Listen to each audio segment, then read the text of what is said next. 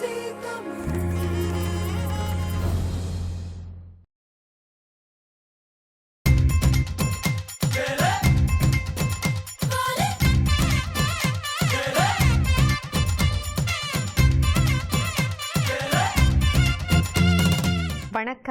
வணக்கம் வணக்கம் அன்பான நேயர்களே, அனைவரும் நலமா, சுகமா, சௌக்கியமா?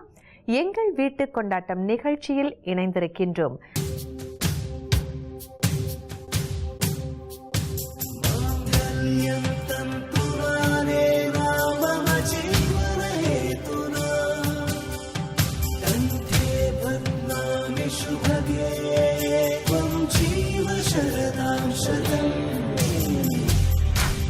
தொடர்ந்து இந்த நிகழ்ச்சியை பார்த்து ரசித்து எங்களுக்கு ஆதரவு வழங்கி கொண்டிருக்கும் அன்பான உள்ளங்கள் அனைவருக்கும் எங்களுடைய மனமார்ந்த நன்றிகளை தெரிவித்துக் கொள்கின்றோம். அதே வேளையில் இந்த நிகழ்ச்சியை பார்த்து பயந்து போய் படபடப்போடு இருப்பவர்களுக்கும் நன்றி. ஏன் இதை சொல்றேன்னா, இந்த நிகழ்ச்சி ஒளிபரப்பாவதற்கு முன்பதாக தெரியல, இந்த நிகழ்ச்சி ஒளிபரப்பான பிறகு ஐயோ சிவகாமி துருவி துருவி கேட்பாங்களே என்ற பரபரப்பு நிறைய பேருக்கு இருக்கு. தயவு செய்து நீங்க சொல்ல வந்த விஷயத்த நிகழ்ச்சியில சொல்லலாம். சொல்லக்கூடாதுன்னு நினைக்கிற விஷயங்களை நீங்க சொல்ல வேண்டிய அவசியம் இல்லை. ஒவ்வொருவருடைய வாழ்க்கையிலும் நடக்கின்ற அந்த ஏற்றத்தாழ்வு, அந்த ஊடல் கூடல்னு சொல்லுவாங்க இல்லையா, அது ரொம்ப சுவாரஸ்யமான ஒன்று. உங்களுடைய வாழ்க்கையில நடக்கின்ற அந்த இன்பகரமான கொண்டாட்டங்களை எங்களோடு பகிர்ந்து கொள்வதற்காகத்தான் இந்த நிகழ்ச்சி தொடர்ந்து இடம்பெற்று கொண்டிருக்கின்றது. ஆதலால் பரபரப்பு வேண்டாம், பதற்றம் வேண்டாம், லேசான மனதோடு நீங்களும் வந்து நிகழ்ச்சியில் கலந்து கொள்ள வேண்டும். சரியா? இன்றைய நமது நிகழ்ச்சியில் ஏறத்தாழ 25 ஆண்டுகளாக மன வாழ்வில் நடை போட்டு கொண்டிருக்கும் தம்பதிகளை தான் சந்திக்கவிருக்கின்றோம். இவர்களில் முதலில் கதாநாயகி திருமதி சுசிலா தேவி அவர்களை சந்திப்போமா?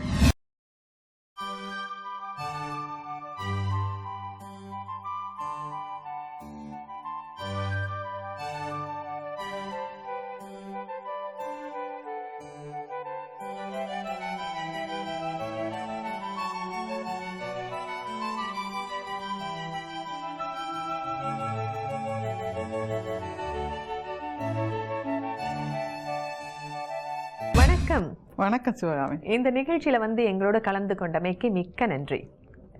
உங்களை கூப்பிட்டதுக்கு உங்களுக்கு நன்றி. சரி, முதலில் உங்களை பற்றி கொஞ்சம் அறிந்து கொள்வோம். உங்களை பற்றி சொல்லுங்கன்னு சொன்ன உடனேயே என்ன சொல்றதுன்னு தெரியாம தத்தளிக்கிறவங்க மத்தியில இந்த பதிவுக்கு முன்னாடி உங்களோட பேசினதுல நல்ல கலகலப்பு இருந்தது, அதெல்லாம் ரொம்ப சந்தோஷமா இருந்தது, என்னுடைய வேலை லேசாயிட்டதே அப்படின்னு யோசிச்சேன் நானு. அதே மாதிரி கேமராவுக்கு முன்னாடி பேசணும். ஸ்டார்ட். என்ன பற்றி சொல்றதுன்னு சொன்னா, குடும்பத்துல நான் மூத்த மகள், ஒரு தம்பி, ஒரு தங்கச்சி.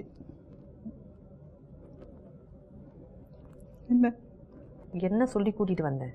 என்னை பத்தி பேசுறதா இருந்தா குடும்பத்துல மூத்த மகள், தம்பி, தங்கச்சியோட நிப்பாட்டக்கூடாது. இனி அடுத்து மேல மேல திருப்பி வரணும். இல்ல இல்ல, இது பதிவோட நடக்குது. திருப்பி வர்றதெல்லாம் ஒண்ணுமே இல்லை, இங்க கட்டெல்லாம் ஒண்ணுமே கிடையாது. சரியா? சொல்லுங்க, நீங்க இங்க வந்திருக்கிறது குறிப்பா எங்கள் வீட்டு கொண்டாட்டத்துல திருமணத்திற்கு, அதாவது திருமணமாகி ஒரு ஏறத்தாழ 24-25 ஆண்டுகள் ஆகுது இல்லையா? அப்ப இந்த திருமண வாழ்க்கையை பற்றி தான் நம்ம சுவாரஸ்யமா பேச போகிறோம் இந்த நிகழ்ச்சியில. அப்ப வந்து நீங்க திருமணமாகி ஏறத்தாழ 24-25 ஆண்டுகளானது. இதற்கு முன்பு வேலை செய்துகிட்டு இருந்தீங்களா? கொழும்புல, ஸ்ரீலங்கால கொழும்புல வேலை செஞ்சுட்டு இருந்தேன். கல்யாணத்துக்கு பிறகு வேலை செய்ய இல்லை, தொடர்ந்து குடும்ப தலைவிதான். 92ஆம் ஆண்டு கல்யாணம் நடந்தது. முதல் நான் வந்தது ஐரோப்பிய நாடொன்றுக்கு, டென்மார்க்குக்கு தான். அப்படியே பிள்ளைகள் பிறக்கிறதுல வேலையை பற்றி யோசிக்கிறதுக்கு டைம் இருக்கே இல்லை. ஏன்னா உங்களுடைய சிந்தனை அனைத்துமே குழந்தைகளாக இருந்ததால் வேலையை பற்றி யோசிக்க இல்லை.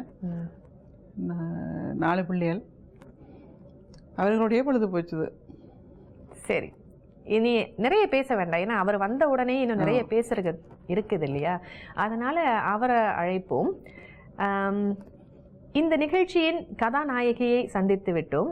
கதாநாயகன் யார் என்று அறிந்து கொள்வதற்கு நீங்களும் ஆர்வத்தோடு இருப்பீங்கன்னு நினைக்கிறேன். பிரமேந்திரா அவர்களை அன்புடன் அழைப்போம்.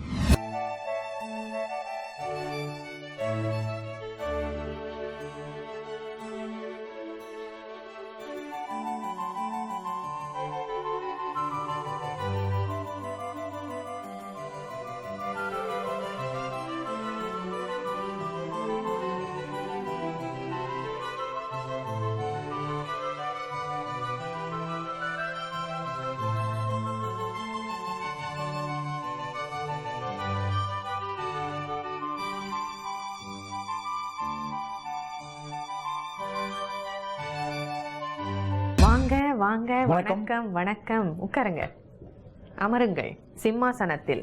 இன்றைய நிகழ்ச்சியை பொறுத்தளவுல நீங்க தான் ராஜா, அவங்க தான் ராணி. எப்பவும் அப்படித்தான், வீட்லயும் அப்படித்தான். ராஜா ராஜா ராணி தான், உங்களுடைய ஆட்சி தான். கொஞ்சம் டொமினேட் பண்ணுவாங்க. ராஜா ராணி கொஞ்சம் டொமினேட் பண்ணுவா என்ன அப்படின்னுட்டு அவர் சொல்லிட்டாரு. சரி, இனிதான் நிகழ்ச்சி சூடு பிடிக்க ஆரம்பிச்சிருக்குது. ஆரம்பமே அசத்தலா இருக்குது இல்லையா? உங்களை பற்றி சொல்லுங்க பிரம்மேனன். நான் ஊரில் 12ஆம் வகுப்பு மட்டும் படித்தேன், ஹார்டி கல்லூரியில். பிறகு அதுக்கு பிறகு மேலதிக தொழில் கல்வி சொல்லி கொழும்புக்கு வந்து மெரைன் மெக்கானிக்ஸ்களை பற்றி படித்து அதுக்கு பிறகு கிளம்பி டொக்கையாடில் வேலை செய்தேன். நான் வேலை செய்து கொண்டு இருக்கையில் அப்புறம் இனக்கலவரம் 1983ஆம் ஆண்டு வந்தது. அப்புறம் அதுக்கு பிறகு நான் அப்படியே வெளிநாட்டுக்கு போகணும்னு சொல்லி டென்மார்க்குக்கு வந்துட்டேன். டென்மார்க்கில் வந்து ஒரு 6 வருஷம் அங்கேயும் பல தொழில்களையும் செய்து அப்புறம் திருமணம் என்று சொல்லி சிந்திக்க வலிக்கிடத்தான் மணப்பெண்ணை பார்க்க வலிக்கிட்டோம் எங்களை வீட்டுக்காரர் அம்மா அப்பா. அப்புறம் அது மூலம் தொடர்ந்து போய் கொண்டிருக்கிறோம். அப்படியே தொடர்ந்து இப்பொழுதும் தொடர்ந்து கொண்டிருக்கின்றது. ஏறத்தாழ 24-25 ஆண்டுகளா? சரி, எப்படி தொடங்கினது? பெற்றோர் பார்த்து வைத்த திருமணம் என்பதனால பெரிய அளவுல சுவாரஸ்யம் இருக்காது, காதல் திருமணம் அளவிற்கு சுவாரஸ்யம் இருக்காது. இருந்த போதும் ஆனா அந்த பார்க்கும் பொழுது ஒருத்தர் எப்படி அறிந்து கொண்டீர்கள், தெரிந்து கொண்டீர்கள், புரிந்து கொண்டீர்கள், அந்த விஷயத்துல கனமாக இருக்கும் சுவாரஸ்யம். நீங்க சொல்லுங்க. எங்கண்ட சித்தப்பாண்ட அம்மாண்ட தங்கச்சிண்ட ஹஸ்பண்ட் சிஸ்டர் வந்து மேரி பண்ணது இவர்கிட்ட சொந்த அண்டாவை. அம்மாண்ட தங்கச்சிண்ட ஹஸ்பண்ட சிஸ்டர் மேரி பண்ணது இவர்கிட்ட சொந்த அண்ணா. ஏபிசின்னு கூட ஏபிசின்னு போட்டுட்டதுல சி வந்து உங்க அண்ணாவை கல்யாணம் பண்ணாங்க. மேல போங்க. அவங்க மூலமா இந்த ப்ரொபோசல் வந்தது. என்ன சொன்னாங்க மாப்பிள்ளைய பத்தி? சொல்லிருப்பாங்களே, நல்லவர் வல்லவர், நல்லவர் வல்லவர், நேர்மையானவர், நல்ல ஒழுக்கம், அழகானவர். அங்கதான் விட்டுட்டாங்க போல. அழகானவர் மற்ற என்ன கொண்டு சொன்னாங்களே, அப்படிலாம் சொல்லி கல்யாணம் பேசி போட்டு எல்லாம் பொருந்திடுது. நான் எங்க பக்கத்துலயும் சரி அவங்க பக்கத்துலயும் சரி சாட் பார்ப்போம், அதுதான் எங்களுக்கு முக்கியம். சாட் பார்த்து எல்லாம் சாட்னு நீங்க சொல்றது ஜாதகம் பொருத்தம் பார்க்கறது. அப்படி பார்த்து 70% பொருத்தம். 70% பொருத்தம் வந்து எனக்கு தான் முதல் வீட்டு படத்தை கொண்டு வந்த 2 படம். அது என்னமோ எனக்கு பிடிச்சு போட்டது. படம் பார்த்த உடனே பிடிச்சு போட்டது. ஓகே சொல்லிட்டீங்க நீங்க? ஓகே சொல்லியாச்சு. அப்புறம் 6 மாதம் ஒரு இடைவெளி இருந்தது வேதிங்களா. ஆனால் எங்களுக்குள்ள எந்த தொடர்பும் இல்லை. சரி, நீங்க உங்களுடைய கதையை சொன்னீங்க. கொஞ்சம் 25 ஆண்டுகளுக்கு முன்பு நடந்த, உங்களை பின்னோக்கி கொண்டு போனோம் இல்லையா, என்ன நடந்தது அப்படின்னுட்டு. இந்த சுவாரஸ்யத்தோடு அது சுட சுட இருக்கணும். இட்லி சுட சுட சாப்பிட்டா ருசியா இருக்கும் இல்லையா, அந்த மாதிரி இந்த சுட சுட நீங்க சொல்ற அந்த பிளாஷ்பேக்னு சொல்லுவாங்க, இந்த கதைகளை நம்முடைய நேர்களை நேரம் கற்பனை செய்து பார்த்துருப்பாங்க. உங்களுடைய கதையை சொல்லுங்கண்ணா. எனக்கு வந்து என்னுடைய கண்டிஷன் வந்து எப்பொழுதும் பொண்ணின் சாதம் வந்து என்னுடைய சாதத்தோட பொருந்தோணும் வந்து சொல்லித்தான் என்னுடைய அம்மா அப்பா அவைகளுக்கும் அதே இதுதான்.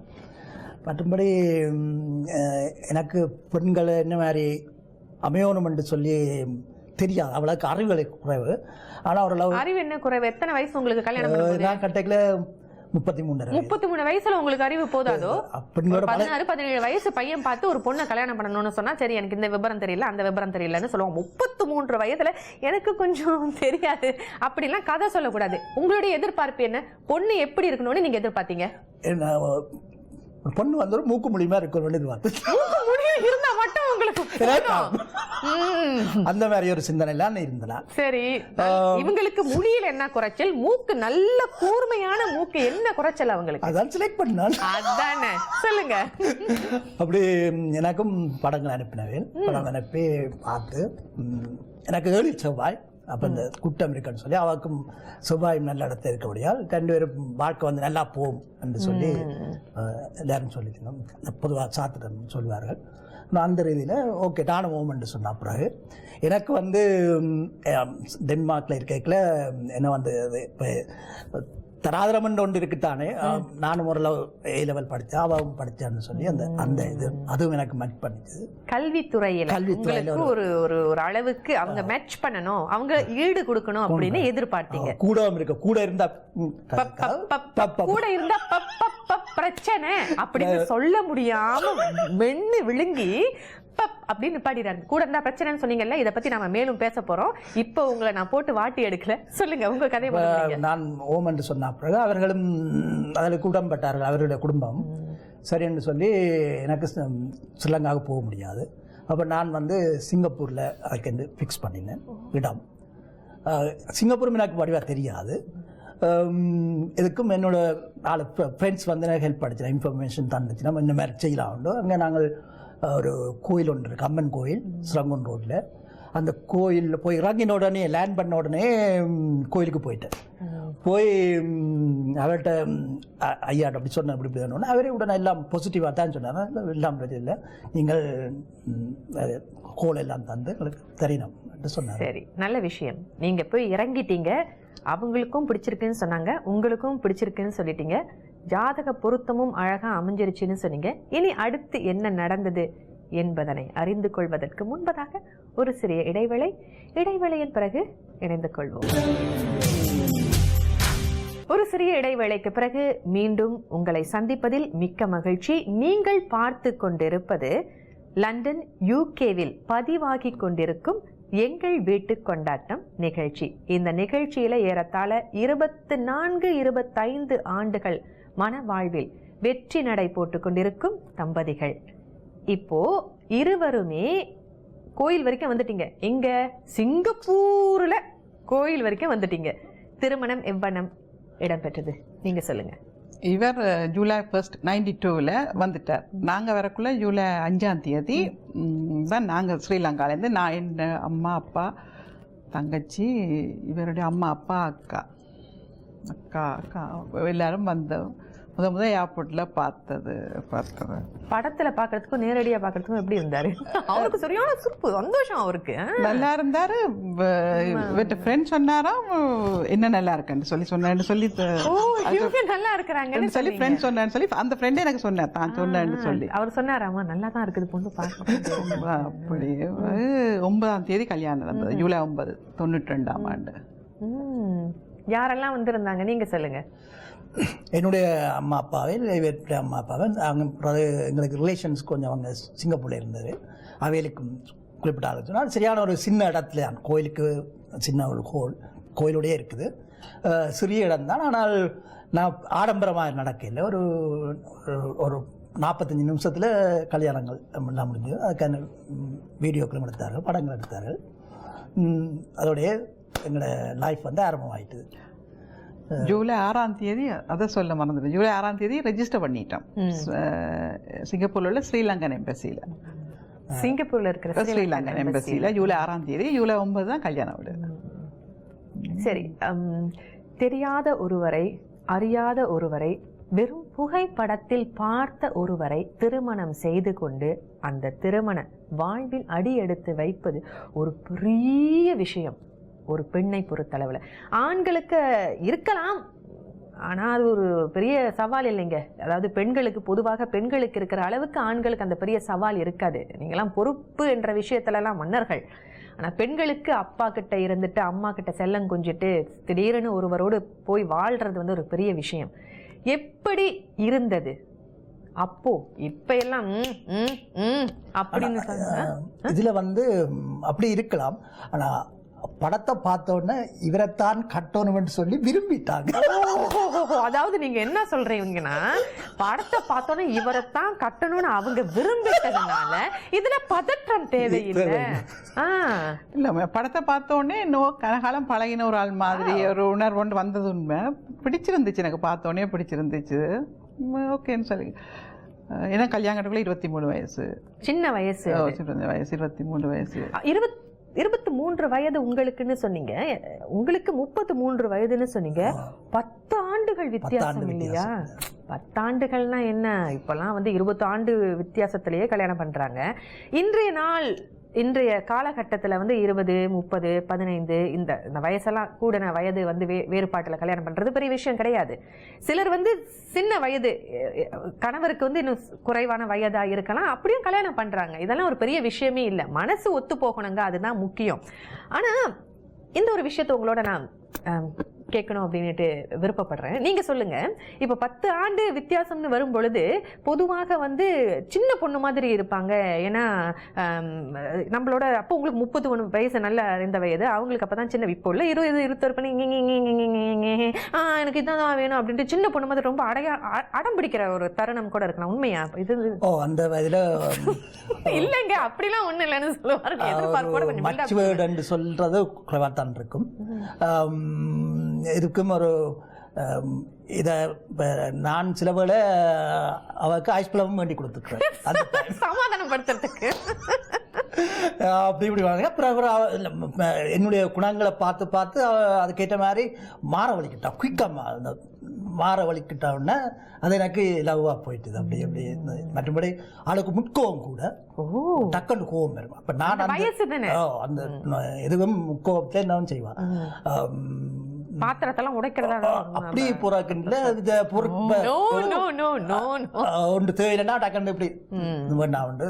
அப்போ நான் கொஞ்சம் பொறுமையாக இருக்குது சமாளிச்சு போய்க்கல. அப்புறம் ஓரளவு மச்சுவடாய் வந்த அப்புறம் எங்களோட வாழ்க்கை இலவாக தாங்கிட்டு. நீங்கள் சொல்லுங்கள், 10 ஆண்டு வித்தியாசம்னு இருக்கும் பொழுது வந்து ரொம்ப பணிவாக நடந்துக்குவாங்களாம். சின்ன பொண்ணு தானே, இதுக்கு என்ன தெரியும், பரவாயில்ல விட்டு கொடுத்து போவோம் என்ற அந்த பக்குவம் கணவருக்கு அதிகமாக இருக்கும்னு சொல்லுவாங்க. நம்ம வயசுக்கு கல்யாணம் பண்ணிக்கிறத விட, இல்லை 2-3 ஆண்டுகள் வேறுபாடு கல்யாணம் பண்ணிக்கிறத விட இது நிறைய பக்குவம் இருக்கும்னு சொல்லுவாங்க. உண்மையா? உண்மை. நான் வந்து செல்ல பிள்ளை வீட்டில் அம்மா அப்பா. நீங்கள் எப்படி செல்ல பிள்ளையா இருக்க முடியும்? மூத்த பொண்ணு தானே? மூத்த பொண்ணு, மூத்த பேர பிள்ளை, அம்மா சைட்ல. சரி சரி. 6 மாமாமார். சொல்லவே தேவையில்லை. அப்போ எல்லாருக்கும் செல்ல பிள்ளை மாதிரி செல்லமாக தான் வளர்ந்தது. நிறைய அழுதழுத்து சாதிச்சது கூட. அதைத்தான் இங்கேயும் அப்ளை பண்ண பார்த்தது ஆரம்பத்தில். எல்லாம் வாங்கி கொடுத்ததா அப்படி இந்த செல்லமாக வளர்ந்தபடியா அது அப்படியே பார்த்து. ஆனால் ஒன்று அது இப்போ ஒரு பிள்ளை மாதிரி தான் ஆரம்பத்தில் பார்த்தது. என்ன ஒத்துக்கொள்ளணும், அது பிள்ளை மாதிரி பார்த்தது தான். நான் இவ்வளோ தூரம் நாங்கள் ஈஸியாக நான் குயிக்காக மாறக்கூடிய மாதிரி இருந்துச்சு. இப்போ அங்கேயும் அந்த சைட்லேயும் நான் செய்கிறதுக்கெல்லாம் எதிராக செய்தால் கொஞ்சம் கஷ்டம் தானே. நிறைய விட்டு கொடுத்து பொறுமை சகிப்புத்தன்மையெல்லாம் நிறைய விட்டு கொடுத்தபடியா ஐயோ இப்படி ஒரு மனுஷனுக்கு அடங்கா வேறு யாருக்கு அடங்குறது பாவம் என்று அப்படியே அடங்கினது. எவ்வளோ பெரிய விஷயம் இது. அதாவது அந்த விட்டு கொடுத்து போகிறது, சகிப்புத்தன்மை தானங்க வாழ்க்கையில் முக்கியம் என்பதனை ரொம்ப அழகாக நாசூக்காக சொன்னாங்க. இதே விஷயத்தோட இந்த விஷயத்தை உள்வாங்கிக் கொண்டு இப்பொழுது ஒரு காட்சி தொகுப்பினை பார்ப்போம்.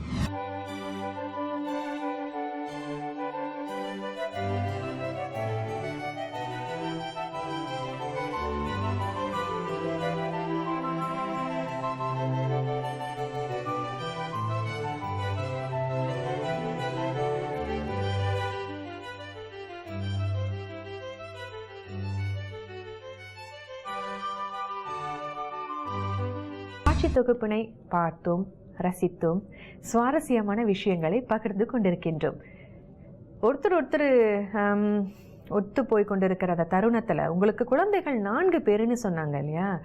4 பேர் கிட்டத்தில் பிறந்திருக்கிறாங்க. 4 பேரை வச்சு சமாளிக்கும் பொழுது அந்த பெண் வந்து இன்னசென்ட்டாக ஒன்றுமே தெரியாத பொண்ணாக வீட்டுக்கு வருபவள் இந்த குழந்தைகளெல்லாம் சமாளிக்கும் பொழுது அந்த இன்க்ரெடிபிள் ஹல்காக மாறக்கூடிய தன்மை வந்துடுமா பெண்களுக்கு பொதுவாக. என்னுடைய நண்பர்கள் ஒருத்தர் சொல்லியிருக்கிறாரு, மனைவி திருமணம் பண்ணி வரும்பொழுது வாயிலா பூச்சிங்க, பேசக்கூட வராது, வாய் திறந்தே பேச மாட்டாங்க, குழந்தைகளெல்லாம் பிறந்து அவங்கள வச்சு சமாளிக்க கற்றுக்கிட்ட உடனே பெரிய ஆளாயிட்டாங்க அப்படின்னு சொன்னாங்க. அந்த சமயத்தில் வந்து சவால்கள் வந்திருக்கலாம். அப்பா ஒரு மாதிரி பேசணும் வளர்க்கணும்னு நினைப்பாங்க, அம்மா சில விஷயங்களை சொல்லித்தரணும்னு நினைப்பாங்க. 4 குழந்தைகள், சின்ன சின்ன பிள்ளைகள், சலசலன்னு இருந்திருக்கும். அந்த அனுபவங்களை நீங்க சொல்லுங்க ஐயா. முதல் பிள்ளை பிறந்தோடனே இவ வந்து நீ பிள்ளை வேண்டாம்னுட்டா.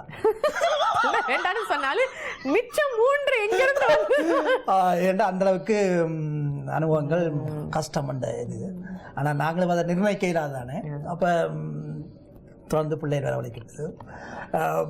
சில வேளை ரெண்டு பிள்ளைகளை பராமரிக்கலே நான் இவருக்கும் டயர்டாயிருவா. 2 பேரை நித்திராக்குறது கஷ்டம். அப்போ இரவு 2 மணிக்கெல்லாம் பிள்ளைகள் எழும்பிடுங்க சின்ன வயது. அப்போ நான் தான் அந்த இதில் போட்டு பைப் ஸ்டூலில் போட்டு பவுன்சர்னு சொல்லுவாங்க, அதில் போட்டு ஆட்டி ஆட்டி நித்திர விடுறது. அந்த டைம் நித்திர விடுவா. அப்படி அந்த 4 பிள்ளைகளையும் பராமரிக்கண்டா சரியான கஷ்டம். ஆனால் இப்போ அதை விட சரியான சந்தோஷம். அந்த வளர்த்து எடுத்தா அப்புறம் அந்த டைம் எங்களுக்கு சரியான ஒரு இதாக தான் இருந்தது. ஆனால் இப்போ அந்த பிள்ளை வளர்ந்துட்டா அது உங்க பிள்ளைகள் பார்க்கணும், நிச்சயமா பார்ப்பாங்கன்னு நினைக்கிறேன் அந்த நிகழ்ச்சியை.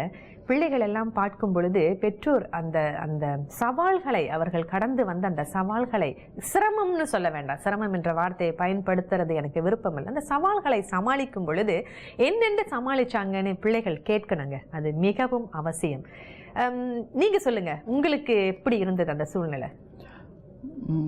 ஆரம்பத்தில் மகள் பிறந்த உடனே இன்னும் அந்த ஒரு வித்தியாசம், எப்படி இந்த பிள்ளையை வளர்க்க போகிறோம். பிறகு இவருடைய உதவியாக இருந்தபடியே தான் அதை தொடர்ந்து வளர்க்கக்கூடிய மாதிரி இருந்தது. சரி, பொறுமையாக மகள் அழுதாலே நான் டென்ஷன் ஆயிடுவேன். அது கத்திக்காலும், அது ஏன் அழுகிறான்னு தெரியாது, ஆளும் சின்ன அது அப்படியே அந்த நேரங்களில் எனக்கு வரைக்கும் வாக்குவாதங்களும் பெரும் பிரச்சனையும் பெரும், எனக்கு பொறுமை இல்லாததால் வயசு வேற. அப்போ இவர் கொஞ்சம் அனுசரித்து போய் பிள்ளைய பார்த்து தோளில் போட்டு நித்திராக்கு வேற உண்டு. மற்றது எனக்கு வந்து சின்னதில் சின்ன பிள்ளைகள் சின்னதாக இருக்கக்குள்ள பெரிய எல்லாத்தையும் விட பெரிய பிரச்சனை வந்து அந்த பிள்ளைகள் அழத் தொடங்கினா தான் எனக்கு டென்ஷனே வரும். பதற்றமே வந்து அதுக்கு பிறகு ஏன் அழுது என்னத்துக்கு அழுதானே தெரியாது தானே. இப்போ நார்மலாக இருந்தால் பார்த்துக்கொள்ளுவேன், சாப்பாடை கொடுத்து டைமுக்கு. மகனெல்லாம் 2வது சொல்லி வச்ச மாதிரி பின்னரும் 6 மணி லைட் போட தொடங்கிடுவாள். ஏன் அழுகிறான்னு தெரியாது, பயமாக இருக்கும். பிறந்த ஒரு கிழமை 2 கிழமையில் சும்மா அழுது கொண்டே இருப்பான். பிள்ளை ஏன் அழுதுன்னு கூட கண்டுபிடிக்கல. அது பசியாக இருக்குமா, வயிற்றுக்குள்ளேயும் செய்தா என்னண்டு அழுது கொண்டே இருப்பான். அப்படி அதெல்லாம் தாண்டி பிறகு அந்த அனுபவங்களால் தான் நாங்கள் எடுக்கிறது. அனுபவங்களால் எடுத்து பிள்ளைகளை வளர்த்து கொண்டு வரக்குள்ள பிறகு அதுவே பழகிடும். ஆமா, அதுதான் சொல்லுவாங்க, அதுவே பழகிடும். அப்புறம் 3வது 4வது எல்லாம் வரக்குள்ள 4வது மகள் எல்லாம் சிம்பிளா இருக்கும் வளர்க்குறது. சிம்பிளா இருக்கும். நான் என்னத்தை சொல்றேன்னு சொன்னால், வேலை தான், பொறுப்பு தான். ஆனால் அந்த நாங்கள் யூஸ்ட் ஆயிடுவோம். அதுக்கு நாங்கள் பழக்கப்பட்ட உடனே ஈஸியாக வளர்க்கலாம் மாதிரி இருக்கும். அந்த இப்போ யோசிச்சா எப்படித்தான் வளர்த்தணும் அப்படின்னு யோசிக்க சொல்லும். இப்போ ஒரு பிள்ளைய வச்சு கொண்டு சலம் படுற கஷ்டத்தை பார்க்கக்குள்ள நான் யோசிக்கிறேன். எனக்குள்ளேயே யோசிக்கிறது, நாங்கள் செய்தது தானே, ஒரு தட்ட உதவியும் இல்லாமல் செய்தது தானே. இப்போ தான் இங்கே எல்லாரையும் கூப்பிட்டு அம்மா கூப்பிட்டு கொடுப்பேன், இல்லை மாமியை கூப்பிட்டு கொடுப்பேன். நாங்கள் இருந்த நாட்டில் அந்த காலத்தில் ஒருத்தரையும் கூப்பிட்டேன். அம்மாவை அப்ளை பண்ணி கூட பார்த்தேன், விசா இயலாண்டுட்டாங்க அந்த காலத்தில். இப்போ எல்லாம் நாங்களே தான் செய்தது. நாங்களே விழுந்து நாங்களே எழும்பி நாங்களே துடைச்சி கொண்டு எழும்பி அப்படி மாதிரி தான் பிள்ளைகளை வளர்த்தது. அழகாக பக்குவமாக சொன்னீங்க. ரொம்ப சுவாரஸ்யமாக இருக்குது, கேட்பதற்கே ரொம்ப சுவாரஸ்யமாக இருக்குது. பிள்ளைகள் வளர்ப்பை பற்றி கொஞ்சம் பேசலாம். ஏன்னா ஒவ்வொரு நிகழ்ச்சியிலையும் ஒரே விஷயத்தை பேசணும் என்பது எனக்கு விருப்பம் இல்லை. கொஞ்சம் சவால் மிக்க கேள்விகள், கொஞ்சம் வித்தியாசமான கேள்விகள், இவற்றையும் கேட்போமே என்பது தான் எனக்கு விருப்பம். 4 பேர் ஒவ்வொருவரும் ஒரு மாதிரி அவங்களுடைய வளர்ப்புண்டு வரும் பொழுது முடிவு எடுக்கணும். அம்மா செல்லம் அதிகமாக கொடுத்தா அப்பா கொஞ்சம் கண்டிப்பா இருக்கணும், அப்பா செல்லம் அதிகமா கொடுத்தா அம்மா கொஞ்சம் கண்டிப்பா இருக்கணும். ஒவ்வொருவரும் ஒரு தினசு ஒரு மாதிரின்னு வேற சொல்லுவாங்க. அதை பற்றி கொஞ்சம் சொல்லுங்க. அது பொதுவாகவே பிள்ளை வளர்ப்பு என்பதனை பற்றி ஐயா நீங்க கொஞ்சம் சொல்லுங்க. ஒவ்வொரு பிள்ளைகளுக்கும் ஒவ்வொரு குணங்கள் வித்தியாசம், எல்லாரும் வித்தியாசம். அவர்கள் வந்து வித்தியாசம் முறையெல்லாம் சிந்திப்பார்கள். சாப்பாடுகளும் அவர்களுக்கு வித்தியாசம் முறையெல்லாம் தேவைப்படும். அப்போ அவர்களோட தேவையில பூர்த்தி செய்கிறேன்னு சொன்னால் நாங்கள் அவர்களை ஸ்டடி பண்ணி வச்சுருக்கோம். வளர்ந்து கொண்டு வரைக்கலையும் அவை இந்த சிந்தனையில் வந்து மாறுபடும். அவர்களும் சொந்தமாக சில பிள்ளைகள் வந்து தாங்கள் இப்படித்தான் செய்வோம், நீங்கள் அப்பா அம்மா சொல்லக்கூடாது என்று சொல்லி நிற்பார்கள். அது இந்த நாட்டில எல்லாம் புலம்பெயர்ந்த நாடுகளில் வந்து அவங்களுக்கு நிறைய சுதந்திரம் இருக்குது, அவங்களே சுயமா சிந்திக்கிறதுக்கு இல்லையா. அப்போ அந்த ரீதியில் வந்து நாங்களும் வந்து எங்களை பிள்ளைகளுக்கு வந்து கூடுதலாக அவர்கள் என்னத்தை விரும்புகிறார்களோ நல்ல விரும்புவார்கள் என்ற இதில் அவர்களின் படியே நாங்கள் வீட்டுக்கு கொண்டு வர்றோம். அதால் வந்து எங்களுக்கு வந்து இப்போ பிள்ளைக்கு அடிச்சோ அல்லது என்றோ அதை நாங்கள் எந்த காலமும் செய்யலை. அப்போ அது எங்களுக்கு அவர்களும் எங்களோட ஒரு நண்பர் மாதிரி பலர வழியாக எங்களுக்கு அது இலவாக போய்கொண்டிருக்குது. அது ரொம்ப முக்கியம். அதாவது பெற்றோரும் பிள்ளைகளும் நண்பர்களாக இருக்கும் பொழுது நிறைய விஷயங்கள் இலகுவாக சாதிக்கக்கூடியதாக இருக்கும் என்பது பொது கருத்து. இப்பொழுது ஒரு சிறிய இடைவேளையின் பிறகு மேலும் நிறைய சுவாரஸ்யமான விஷயங்களை அறிந்து கொள்வோம். சந்திப்போம். ஒரு சிறிய இடைவேளைக்கு பிறகு மீண்டும் இணைந்திருக்கின்றோம். இப்பொழுது இந்த தம்பதிகளிடமிருந்து இன்னும் சுவாரஸ்யமான விஷயங்களை அறிந்து கொள்வோம். நீங்க அதாவது பரபரப்போடு வாழ்க்கையை வழிநடத்தி கொண்டிருக்கின்றோம். 4 பிள்ளைகளை பராமரிக்கிறதுலேயே உங்களுக்கு ஆயுள் போய் கொண்டிருக்கின்றது. அதுதான் உண்மை. தாய் என்பவளுடைய சிறப்பு அதுதான். அது பேசிக்கொண்டே போகலாம். அம்மாவை பற்றி, அப்பாவை பற்றியும் தான். அதுவும் இந்த நாட்டில் புலம்பெயர்ந்த நாட்டில் ரொம்ப சிரமப்பட்டு அவர்களை வளர்த்து எடுத்து இன்னும் உங்களுடைய பணியை ஆற்றிக்கொண்டிருக்கின்றீர்கள். இதற்குள்ள உங்களை பற்றி இன்னும் நிறைய தெரிந்து கொள்வதற்கு வாய்ப்பு இருந்திருக்கும். ஆனால் நிறைய செலவு செய்திருக்க முடியாது. உங்களுக்காக நிறைய நேரத்தை செலவு செய்திருக்க முடியாது. ஏன்னா உங்களுடைய எண்ணங்கள் எல்லாம் பிள்ளைகளிடமே போயிருக்கும். அப்படி இருக்கும் பொழுது அவருடைய பொழுதுபோக்கு என்ன? பொழுதுபோக்குறதுக்கு வாய்ப்பு இருக்குதா, நேரம் இருக்குதான்னு தெரியல. அப்படி பொழுதுபோக்கில் என்ன செய்வாரு? மெயின் பொழுதுபோக்கு பிள்ளைகள். நாங்கள் பிள்ளைகளோட தான் முதலிடம். பிள்ளைகளோட கூட ஸ்பெண்ட் பண்ணுவோம். அதை விட்டு கம்ப்யூட்டரை நோண்டிட்டு இருப்பேன். இப்ப கம்ப்யூட்டரை நோண்டிட்டு இருப்பேன். இது பெரும்பாலான பெண்களுடைய ஒரு குறைபாடு தெரியுமா? எந்த நேரம் பார்த்தாலும் கம்ப்யூட்டர். எங்க அம்மா அதே சொல்லுவாங்க, எந்த நேரம் பார்த்தாலும் கம்ப்யூட்டர் அப்படின்னு. கம்ப்யூட்டர்ல என்னதான் இருக்குதுன்னு தெரியல அப்படின்ட்டு ஒரு குறைபாடு. இல்லை, எனக்கு அந்த கம்ப்யூட்டரில் இதுகள் பார்க்கணும் அப்படின்னா அந்த உள்ளுக்குள்ள டெக்னாலஜி என்ன மாதிரி சாஃப்ட்வேர் டவுன்லோட் பண்ணுறது, அந்த இதுகளை திருப்பி ரிக்கவரியை செய்கிறது, இந்த மாதிரி அந்த இதுகளை கொஞ்சம் புதுசாக செய்கிறது. ஒரு சிஸ்டத்தையும் இந்த மாற்றணும். அந்த கம்ப்யூட்டரில் சும்மா இதை பார்க்குறேன். எனக்கு அந்த ஒரு டெக்னாலஜியாக எதையும் அறியணுன்ற ஒரு ஆவல் இருக்கபடியா அதில் எனக்கு கிடச்சி. சும்மா ஒரு ரிக்கவரி செய்யணும்னு சொன்னால் அதுலேயே ஒரு 4 hours போவேன். அப்படி அந்த இன்ட்ரெஸ்ட் எனக்கு நல்ல விஷயம். அது எப்பொழுதுமே அது ரொம்ப நல்ல விஷயம். இந்த மாதிரி நிறைய புது விஷயங்களை தொழில்நுட்பம் வளர்ந்து கொண்டிருக்கின்ற இந்த தருணத்தில் அதையும் நாம் அறிந்து கொள்வது முக்கியம். அவங்களுடைய பொழுதுபோக்கை பற்றி சொல்லுங்க. அவ சினிமாவில் PhD செய்யலாம். எல்லா விஷயமும் தெரியும். யாரை கல்யாணம் பண்ணாங்க, இப்ப என்ன நடந்துகிட்டு இருக்குது, யாருக்கும் என்ன சகல படங்கள் இதெல்லாம் அவன் எல்லாம் ரீட் பண்ணுவான். கல்யாணம் கண்ட காலத்துல குமுதன் ஆனந்த வீடெல்லாம் எடுத்து வாசிக்கிறது. அப்ப அதுகளையும் சினிமாக்களை பற்றிலாம் அறிஞ்சு வச்சுக்க. இப்ப கம்ப்யூட்டர்லாம் வந்துட்டு தானே. அப்ப சகல இதுகளையும் அறிஞ்சு வைப்பா. இந்த டைரக்டர் ஹிஸ்டரியல் எல்லாம். அப்ப என்னுடைய சகோதரங்களே நான் பப்ளிக்கா கதை கேட்கலே சினிமா பற்றி கதை கவனிக்கிட்டுவா. அப்ப நான் சில பேருக்கு பிடிக்காதானே. அப்ப பிடிக்காது அப்படின்னு எல்லோருக்கும் பிடிக்காத மாதிரி சும்மா தெரியாதுதானே. தெரியாத விஷயம் பிடிக்காது தானே. தெரியாத விஷயம் பிடிக்காது தானே. உங்களுக்கு கம்ப்யூட்டர் பிடிச்சிருக்குது, இப்ப எனக்கு பிடிக்காமல் இருக்கலாம். அதற்காக தெரியாத விஷயங்கள் பிடிக்காம இருக்கலாம் இல்லையா? அப்ப சகலதை மறைஞ்சு வச்சு இப்ப என்ன லேட்டஸ்டா கிசு நடந்துகிட்டு இருக்குது? இப்ப விசாலுக்கும் லக்ஷ்மி மேனனுக்கும் லக்ஷ்மி மேனன் வரலட்சுமியா யாருக்குன்னு தெரியல. நாங்க தான் கண்டுபிடிக்கணும். அதுதான் ஒரே குழப்பமா இருக்குது போல இருக்குது. உங்களுடைய ஆராய்ச்சியின் படி யாரை தான் திருமணம் பண்ணுவாருன்னு எனக்கு பார்த்தா 2 பேரும் தான் போல. இவங்க PhD அதையும் தாண்டி பார்த்தா அப்படி போலாங்க போய்கொண்டு இருக்குது. இதற்கு மேல நாம இதை பத்தி பேச வேண்டாம். நம்ம கதைக்கு வருவோம். சரியா? சரி. அதுல உங்களுடைய பொழுதுபோக்கு இதுல சுவாரஸ்யமான விஷயம், நல்ல விஷயம் என்னன்னா, என்னை வியக்க வைக்கிற விஷயம் என்னன்னா, உங்களுக்காக நீங்க நேரத்தை ஒதுக்குறீங்க இல்லையா? அதுவே பெரிய விஷயம். அதுதான் நல்லது. உங்களுக்காக நேரம் இருக்கணும். இப்போ உங்களுக்கு எந்த துறையாக இருக்கட்டும், சினிமா துறையில விருப்பம் இருக்கா, அதுல போங்க. உங்களுக்கு கம்ப்யூட்டர் துறையில, கணினி துறையில உங்களுக்கு ஆர்வம் இருக்கா, அதை செய்யுங்க. அதில் நான் தெளிவு. இப்போ எங்களுக்கான ஒரு கட்டாயம் ஒரு டைம் ஒதுக்கணும். இல்லைன்னா நாங்கள் அப்படியே மடங்குப்பட்டுருவோம், காணாமல் போயிடுவோம் கொஞ்சம் நாளையால். அதில் நான் தெளிவு. என்னங்க இப்போ என்ன பராமரிக்கிறதுலே நான் கொஞ்சம் கவனித்து கொள்ளுவேன். பர்சனலாக டெவலப் பண்ணுறதையும் நான் கொஞ்சம் கவனித்து கொள்ளுவேன். வேலையால் 2 பேரும் ஒன்றா ப்ரோக்ராம்ஸ்கள் பார்ப்போம். இப்போ இதில் நடக்கிற ஐபிசி நடக்கிற உங்களோட ப்ரோக்ராம்ஸ் எல்லாம் பார்க்குறாங்க. படங்கள் பார்ப்போம்,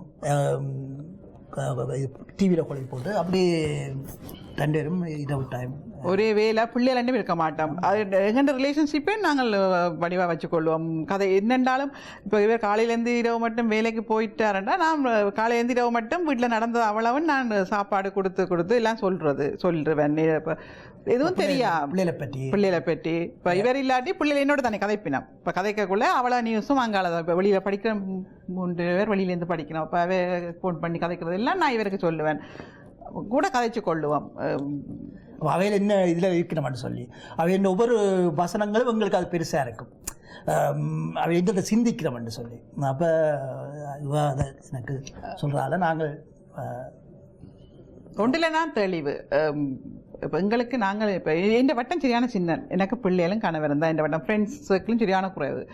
அதில் நான் தெளிவு, குடும்பம் தான் முதலன்றதில் தெளிவு. அப்போ அதால் குடும்பம் பிள்ளைகளும் குடும்பத்தையும் நான் மேக்ஸிமம் மெயின்டைன் பண்ணிக்கொள்ளணும்.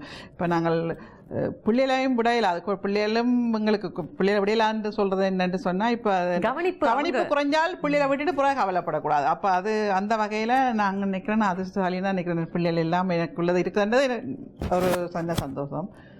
குடும்ப ரிலேஷன்ஷிப்பையும் அதையும் பார்த்துக்கொண்டு அது ஒரு பொண்ணுக்கு அதுதானே வேணும், வேறு என்ன வேணும்? அருமையாக சொன்னீங்க. அதாவது நான் எதிர்பார்த்த ஒரு விஷயம், 25 ஆண்டுகளாக நாங்கள் திருமண வாழ்க்கையில் நடை போட்டு கொண்டிருக்கின்ற தருணத்தில் ஒரு பெண்ணாக என்னுடைய விஷயங்களையும் நான் அவதானித்து கொண்டு இருக்கின்றேன். நான் என்னை பற்றி மறந்துட்டு என்னை விட்டுட்டு பிள்ளைகளை மட்டும் கவனிச்சுக்கிட்டு இல்லை, எனக்கு தேவையான விஷயங்களையும் நான் பார்த்துக்கிறேன். உண்மையிலேயே பார்க்கறதுக்கு மூக்கு முடியுமா இருக்கிறாங்க அப்போன்னு சொன்னீங்க. இன்னும் அவங்களுடைய அந்த கிளாஸ்ன்னு சொல்லுவாங்க இல்லையா, அவங்கள அழகாக பார்த்து கொண்டிருக்கிறாங்க, அவங்களுக்கு விருப்பப்பட்ட விஷயங்களையும் கவனித்து கொண்டிருக்கிறாங்க. எனக்கு சினிமா பிடிக்கும்னு சொன்னால் நிறைய செய்திகள் வாசிப்பதோ சரி, நிறைய தகவல்களை பத்திரிகைகளில் இருந்து வாசித்து தெரிந்து கொள்வதும் சரி, என்னை பற்றியும் நான் சிந்தித்து கொண்டிருக்கின்றேன். அதே வேளையில் எங்கள் இருவரை பற்றியும் நாங்கள் சிந்தித்து கொண்டிருக்கின்றோம். இதுதான் தேவை மனவாழ்வில். இப்பொழுது ஒரு காட்சி தொகுப்பின் பிறகு இணைந்து கொள்வோம்.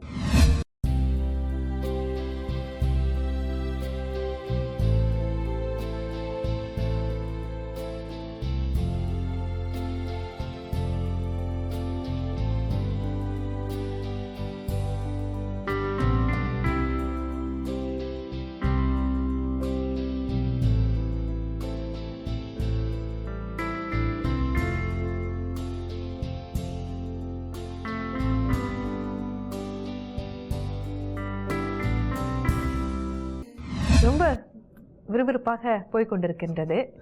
கலகலப்பாக எங்களோடு விஷயங்களை பகிர்ந்து கொண்டிருக்கின்றீர்கள். அதற்கு முதலில் உங்களுக்கு நாங்கள் நன்றி சொல்ல கடமைப்பட்டிருக்கிறோம். எங்களுக்கு இருக்கிறத கொண்டு வாரீங்கள் சிவகாமி, அதுக்கு முதல்ல உங்களுக்கு நன்றி, ரொம்ப நன்றி.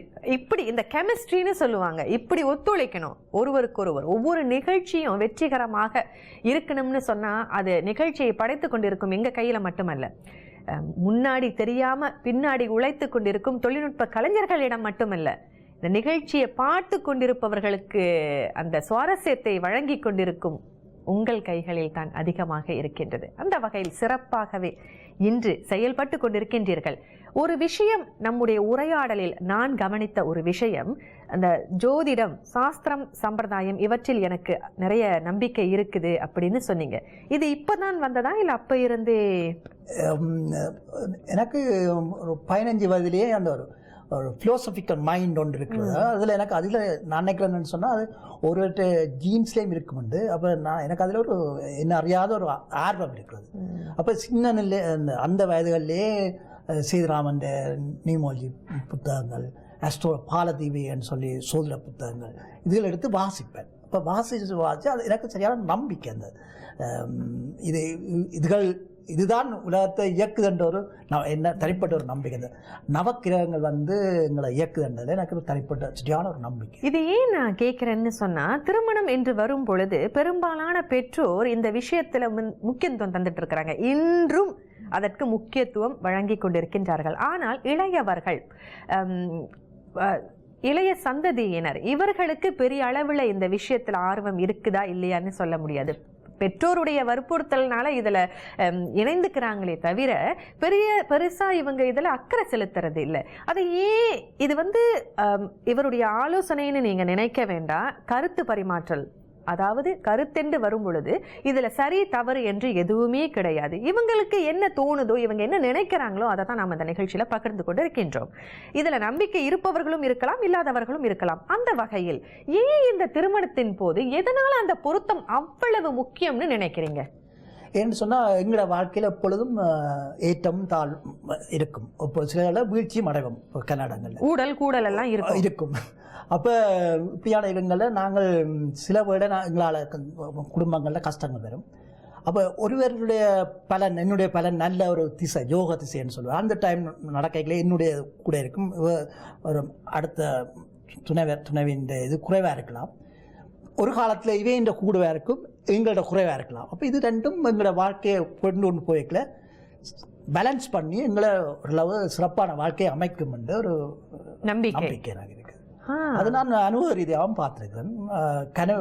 என்னுடைய அனுபவ ரீதியாகவும் புற குடும்பங்களோட அனுபவ ரீதியாகவும் அவையின் சாட்டுகளும் பார்க்கணும் நான். அப்போ அதில் எனக்கு ஜாதகம் உண்மையான விஷயம்.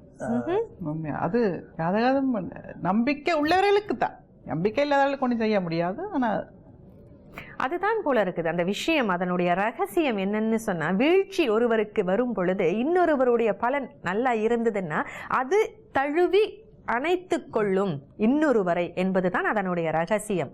உதாரணத்துக்கு நீங்கள் எண்கணித சாஸ்திரத்தை எடுத்தாலும் சில எண்கள் கவர்ச்சியானது. இப்போ எனக்கு நான் என்னுடைய இது 4 கூட்டுத்தொகையில் வரைக்கும் அவருக்கு உண்டு. இப்போ இதில் யார் கவர்ச்சியானதுன்னு சொல்றீங்க?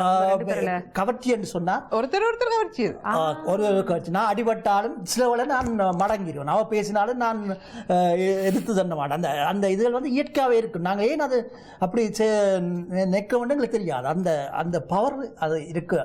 அது குடும்பங்கள்ல இருந்தா நல்லதுன்னு நினைக்கிறேன். வாழ்ந்து அனுபவப்பட்டதனால சொல்றீங்க. சுவாரஸ்யமான விஷயங்கள் இல்லையா? இந்த மாதிரியான வித்தியாசமான விஷயங்களை தான் அறிந்து கொள்ளணும்.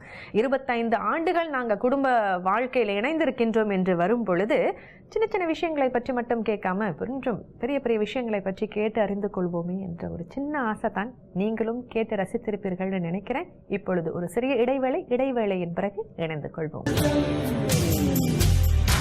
ஒரு சிறிய இடைவேளைக்கு பிறகு மீண்டும் இணைவதில் மிக்க மகிழ்ச்சி. நீங்கள் பார்த்து கொண்டிருப்பது எங்கள் வீட்டு கொண்டாட்டம். இந்த நிகழ்ச்சி லண்டன் யூகேவில் பதிவாகி கொண்டிருக்கின்றது.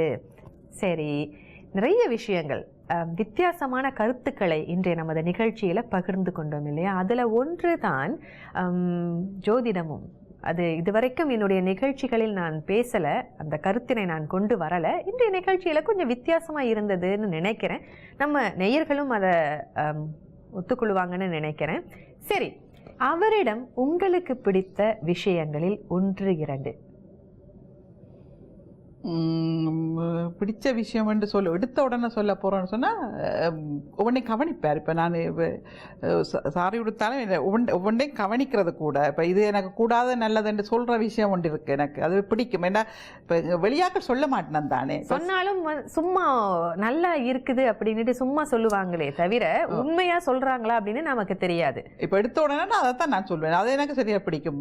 உடனே கோபம் வந்தாலும் அப்புறம் யோசிச்சு பார்த்தா அது சரியாக இருக்கும். அது எனக்கு நிறைய பிடிக்கும். கே பண்ணுவார் கூட பிள்ளைகளே என்னையும் கூட. அன்பை வெளியில காட்ட மாட்டார், ஆனால் அது அவ்வளவு இருக்கும். ஆனால் நாங்கள் அதை புரிஞ்சு கொள்ளலாம், செய்யலேருந்து புரிஞ்சு கொள்ளலாம். கே பண்ற தன்மைகள் அது எனக்கு பிடிக்கும். பொதுவாக மொத்தமாவே பிடிக்கும், குறிப்பிட்டு சொல்றதுக்கு ஒன்றும் இல்லை. வா, வெரி ஸ்வீட், ரொம்ப அழகா சொன்னீங்க. பொதுவாக மொத்தமாகவே எனக்கு பிடிக்கும். அதுல குறிப்பிட்டு சொல்லணும்னா 2 3 விஷயத்த சொல்லலாம்னு சொன்னீங்க. சரி, உங்களுடைய சமையல்ல அவரை நீங்க மடக்கணும் அப்படின்னு நினைச்சா என்ன சமையல் நீங்க செய்யறதுல அவருக்கு பிடித்தது என்ன? அப்படியே நூடில்ஸ் செய்வேன், நல்லா அது பிடிக்கும். அதாவது இங்கே ஸ்பெகட்டி அது நார்மலாக எங்கண்ட முறையில் செய்வேன். நல்லா செய்வாங்களா? நல்லா செய்வாங்க. சமையல் நல்லா கைப்பக்குவம் ஒன்று இருக்கு அவருக்கு. அது கனடங்களில் கனவேர் மூலம் கேள்விப்பட்டிருக்கேன். சாப்பிட்டு நல்லா இருக்குன்னு சொல்லுவாங்க. சின்ன பிள்ளைகள் கூட சொல்லுவாங்க நல்லா இருக்குன்னு சொல்லி, 5 கொண்ட சாப்பாடு நல்லா இருக்குன்னு சொல்லுவாங்க. அப்படி அது கொஞ்சம் சமையல் வரும். ரொம்ப ரொம்ப சாதாரண சமையல் கொஞ்சம் வரும்னு எவ்வளவு தாழ்வு மனப்பான்மை அவங்களுக்கு. சரி, இவ்வளவு நேரம் சிறப்பாக நிறைய விஷயங்களை நாம் தெரிந்து கொண்டோம், அறிந்து கொண்டோம். இது ஒரு அற்புதமான ஒரு கலந்துரையாடலாக இருந்தது. வெளிப்படையாக நிறைய விஷயங்களை சொன்னீங்க.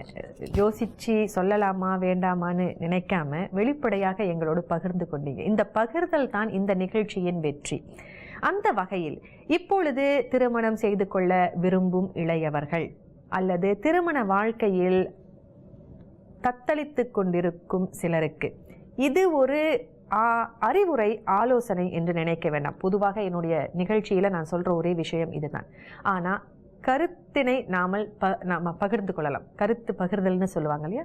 அந்த வகையில் நீங்கள் என்ன சொல்ல விரும்புகிறீங்க? இது வரைக்கும் சண்டை போடலை அப்படின்னு நான் சொல்லவே மாட்டேன், அது பொய்யாயிரும். சண்டை போட்டிருக்கிறோம், அடித்தோம் பிடிச்சோம், அடித்தாலும் பிடிச்சாலும் நீத்தான் மச்சாங்கிற மாதிரி அவரை எனக்கு பிடிக்கும்னு சொல்லி முடித்தாங்க. என்ன சொல்ல விரும்புகிறீங்க?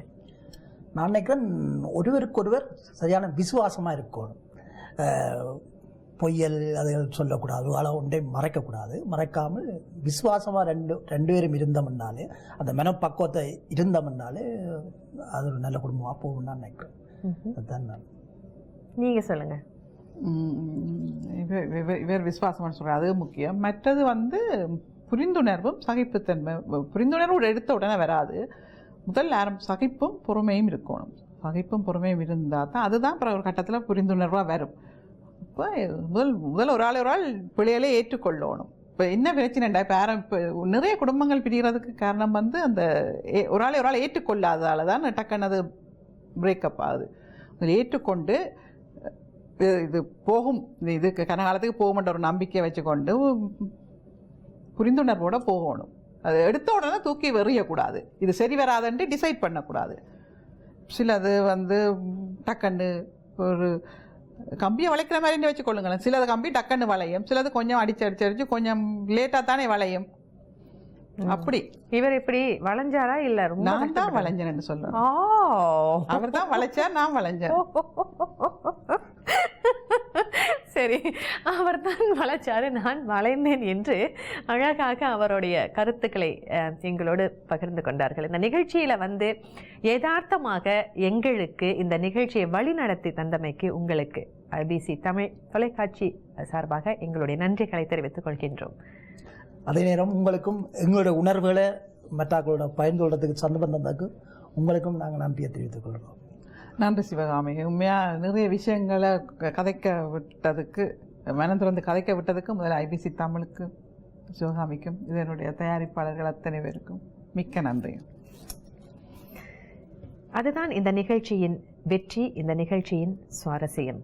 ஒரு அது பரபரப்பா, அச்சோ என்ன கேட்க போகிறாங்களோ, ஐயோ என்ன பதில் சொல்ல போகிறோமோன்னு நினைக்காம சந்தோஷமாக, சில சமயம் இந்த மாதிரியான நிகழ்ச்சிகளில் நீங்கள் கலந்து கொள்ளும் பொழுது ஒருவருக்கொருவர் விட்டு கொடுத்து போறதை பற்றி, ஒருவரை பற்றி மற்றொருவர் இன்னும் அதிகமாக அறிந்து கொள்வதற்கு இது ஒரு நல்ல வாய்ப்பாகவும் இருக்கின்றது இல்லையா?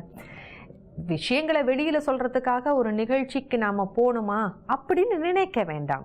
எங்கள் வீட்டு கொண்டாட்டம், உங்கள் வீட்டில் நடக்கும் கொண்டாட்டங்களை எங்களோடு பகிர்ந்து கொள்ளுங்கள், ஊரோடு பகிர்ந்து கொள்ளுங்கள், உறவாடுவோம். அது மிகவும் அவசியம்.